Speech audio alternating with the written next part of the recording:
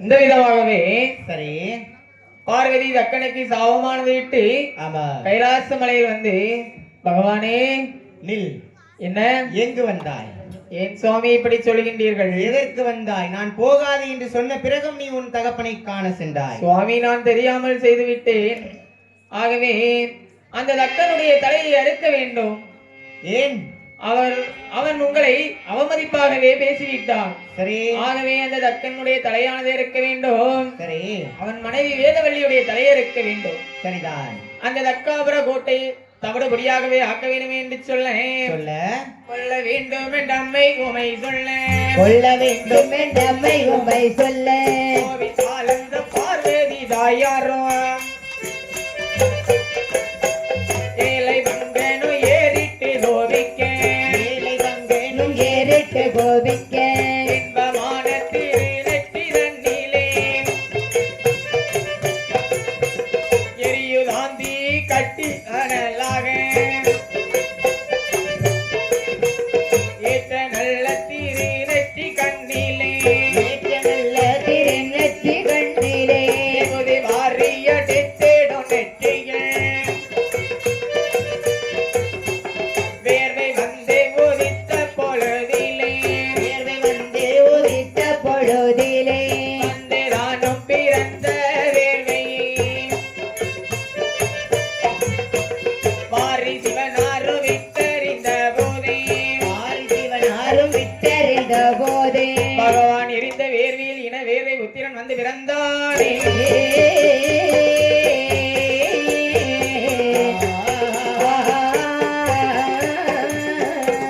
இப்படி கொள்ள வேண்டும் என்று பார்வதி சொல்ல கோபமானது கொண்டார் பகவான். அப்படியே அவருடைய நெற்றியிலே வேர்வையானது தடுமைகின்றது.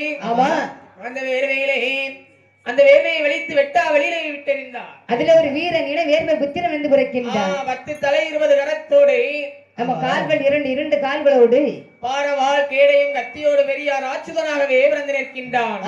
பிறந்த அந்த வேர்வை புத்திரன் பகவானை நோக்கி கேட்கின்றான். என்ன கேட்கின்றான்? சுவாமி, அப்பா மகனே வேர்வை புத்திரா, என்னை ஏன் பிறவி செய்தீர்கள் சுவாமி? தக்காபுர கோட்டையிலே தக்கராஜன் என்று ஒருத்தன் இருக்கின்றான். சரி.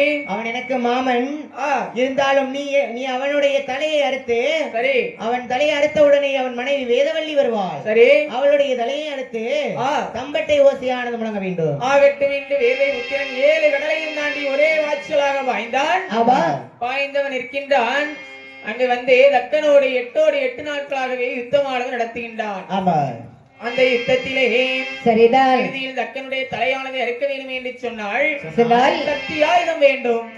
ஆகவே சக்தியை வணங்கி நிற்க சக்தி தேவியும் சக்தி ஆயுதத்தை கொடுத்தாள். சரிதான்.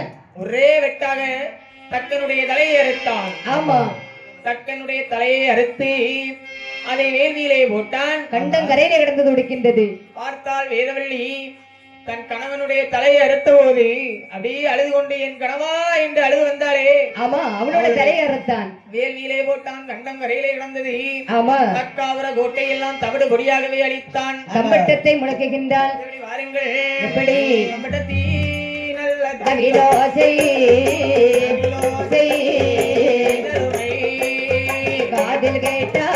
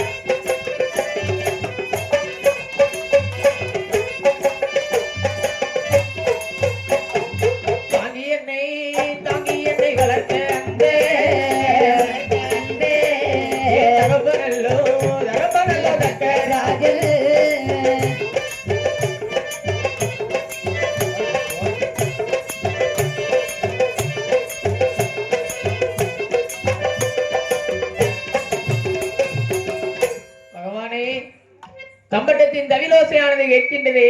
ஆமா பார்வதி, என்னுடைய தாயும் தகப்பனும் அங்கு இறந்தாராய். நீ நினைத்தபடியே நடக்கிறது. பகவானே, நான் ஏதோ கோபத்தில் சொல்லிவிட்டேன். ஆமா, ஆகவே சொன்ன காரணத்தினால் மாமனுடைய தலையை யாராவது அறுப்பார்களா? நீ சொல்லிட்ட, நான் அறுத்துட்டேன். மாமன் தலையறுத்தீரே, மரியாதை கெடுத்தீரே சரி என்று சொல்லி இந்த பார்வதி சொல்கின்றாள் பகவானிடம். என்ன சொல்லுகின்றாள்? நீ உயிரோடு இருக்கும் பொழுதுதான் என் தாயின் தகப்பனையும் நீங்கள் வந்து பார்க்கவில்லை. ஆகவே நாம் இருவேறுமாகவே தக்காபுரத்திற்கு செல்வோம் என்று எப்படி வருகின்ற காலை வாகனத்திலே யார் வரைத்து தக்காபுரத்திற்கு வருகின்றார்கள். அந்த தக்காபுரம் அங்கு எப்படி இருக்கிறது பாருங்கள். எப்படி இருக்கிறது? ஆடரித்த களம்போலே அமரில் வட்ட உதிரிகளா, ஆடரித்த களம்போலே அமரில் வட்ட உதிரிகளா, ஆடை கண்டான் தகப்பனோடே வருந்தலையை கண்டாடில்லை, அவரை கண்டாடில்லை, வருந்தலையை கண்டாடில்லை.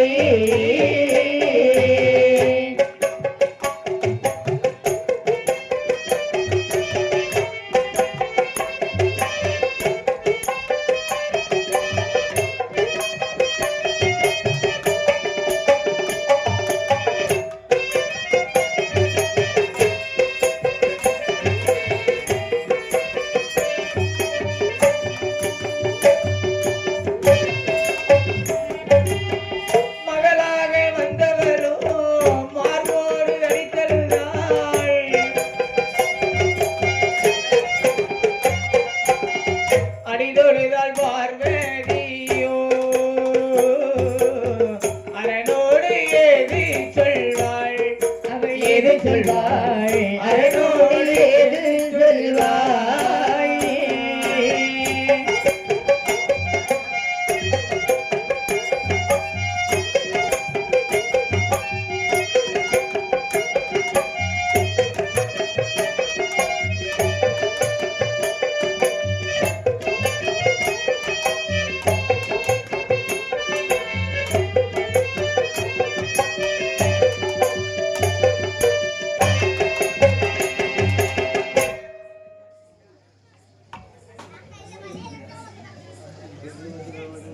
அம்மையான பார்வதி அப்படி தகப்பனுடைய படுகளத்தை பார்த்து ஆமா எப்படி அழுது புலம்புகின்றாள். எப்படி?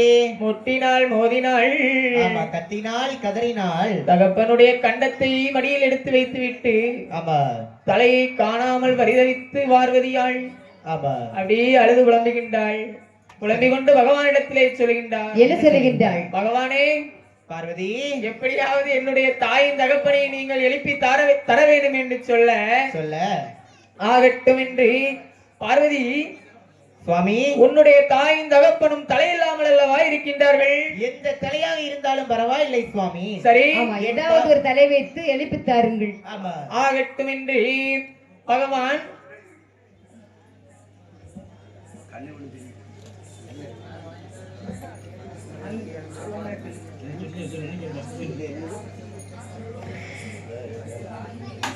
பாடிக்கொண்டிருக்கின்ற வில்லிசை புலவர்களை பாராட்டி ஒரு அண்ணாச்சி அவர்கள் வந்திருக்கின்றார்கள்.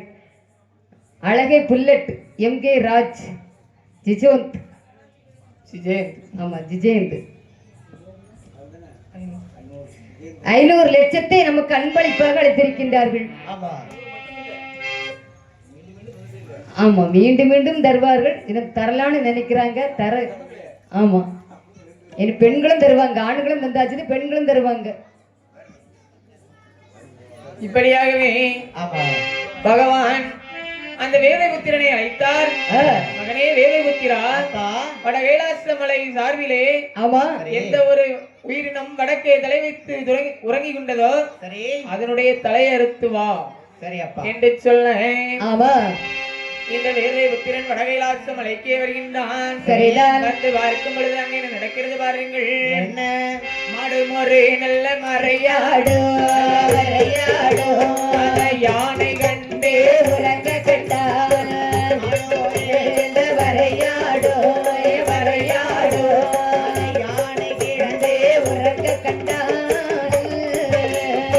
ஆட்டினோட தலையறுத்தார் தலையறுத்தார் ஆட்டினோட தலையறுத்தார் அறுத்த தலையரை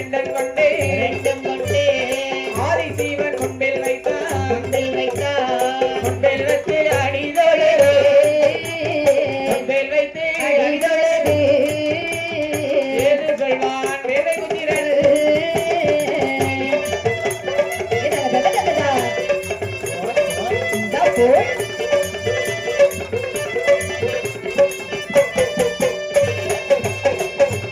இப்படி வடகைலாச மலையில் வந்து பார்க்கும் பொழுது ஒரு மாடும் ஒரு ஆடும் கிடந்து உறங்க கண்டான். அதை யானையும் கிடந்து உறங்குகின்றது. ஆமா. பார்த்தான் யானை தலையோடு அங்கு ஏற்கனவே ஒரு மூத்த கடவுளாக விட்டவர் இருக்கின்றார், கணேச பகவான் இருக்கின்றார். ஆகவே அதை விட்டுவிட்டு ஆமா அந்த ஆட்டினுடைய தலையும் மறுத்தான், மாட்டினுடைய தலையும் மறுத்தான். இரு தலையும் ஆதிசிவன் முன்பிலே வைத்து அடிதொழுது நிற்கின்றான். சரி, அடிதொழுது வைத்துவிட்டு சரிதான் வேர்வு திறன் மறைந்தான். ஆமா பகவான் என்ன செய்கின்றார் பாருங்கள். என்ன செய்கின்றார்? தலையதை காணவே சிவன் முதலானோர் தலையதை காண சிவன் முதலாரோ தாயுமை பார்வதி மனமதி மகிழ தாயுமை பார்வதி மன மது மகிழ மாட்டே தலையதை ஒன்றை எடுத்து அழகுள்ள தக்கராஜன் கழுத்திலே வைத்தால் அழகுள்ள தக்கராஜன் கழுத்திலே வைத்தால் கழுத்திலே வைத்தவன் கருதியே பார்க்க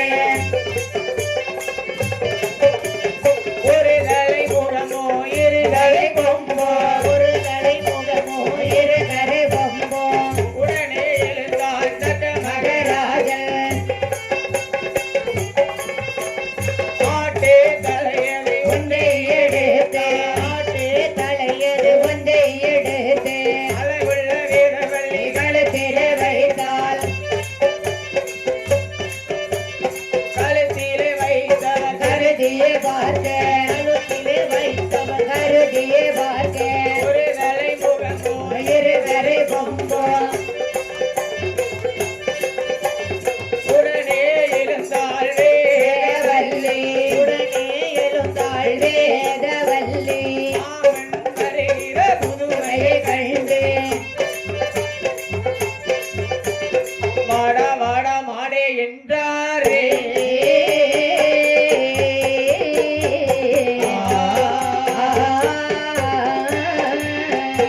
இப்படி மாட்டினுடைய தலையை கொண்டு எடுத்தார், தக்கராஜன் கழுத்திலே வைக்கின்றார். அடி திருநீர் போட்டு திரு பிரம்பாலை அடிக்கின்றார். ஆமா, சக்கராஜன் எழும்பி நிற்கின்றார். ஒரு தலை முகமும் இருதலை கொம்புமாகவே எழும்பி மாட்டு தலையும் மனித உடலுமாக எழுந்து நிற்கின்றார்.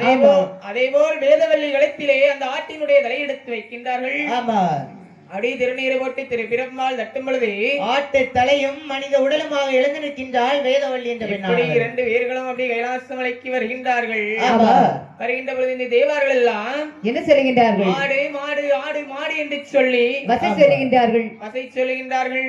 வசை சொல்லை தாங்க முடியாத தக்கராஜன் சரிதான். தன்னுடைய ஆணவம் எல்லாம் அழிந்தது அந்த தக்கராஜனுக்கு. ஆமா, அப்பொழுது சொல்லுகின்றான் பகவானிடத்திலே, என்ன சொல்லுகின்றார்? சுவாமி என்னையா? மண்டலத்தி தெய்வார் முன்னே ஏ தேவார் உன்னே என்னை மாடாக்கி விட்டீரே. விட்டீரே மாட்டு மோகம் மாற வேண்டாம், மாற வேண்டும். மகாதேவா என தொழுதார். என தொழுதாறு சொரூபம் மாற வேண்டாம், மாற வேணும் ஈஸ்வரனே என தொழுதார். என தொழுதாறு சொரூபம் மாற வேண்டும், மானால் வேண்டுமானால் உடலையிலே பிறக்க வேணும்.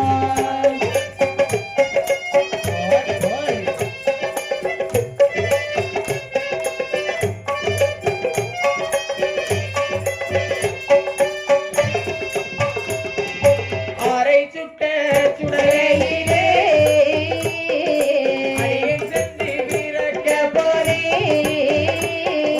பிரம்மனை நான் சுட்ட சுடரே மையான கரை அதிலே ஞானக்கரை சுடுகாட்டில் சுடலை சுடலையிலே பிறந்து வந்தாள். சிவ சுடலை மாட சுவாமி என்று சொல்லுங்கள் தெய்வாரே.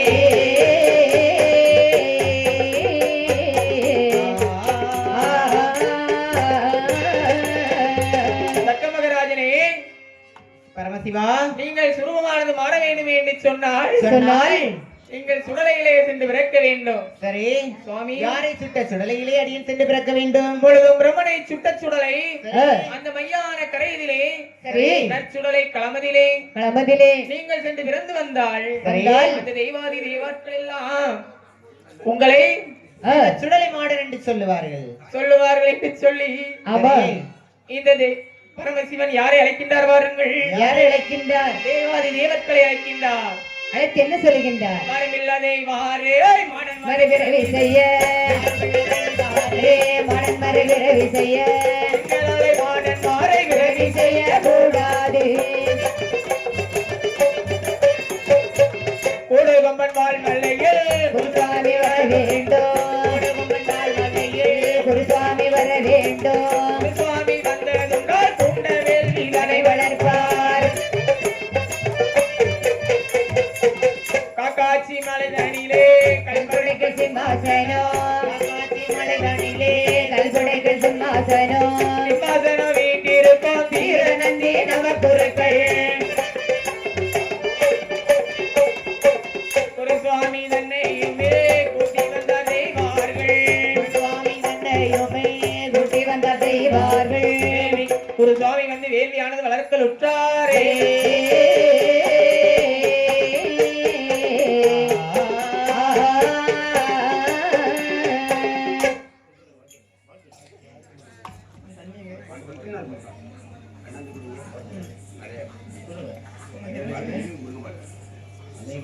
அனைவருக்கும் வணக்கம். பாடிக்கொண்டிருக்கின்ற வில்லிசை புலவர்களை பாராட்டி மீண்டும் ஒரு அண்ணா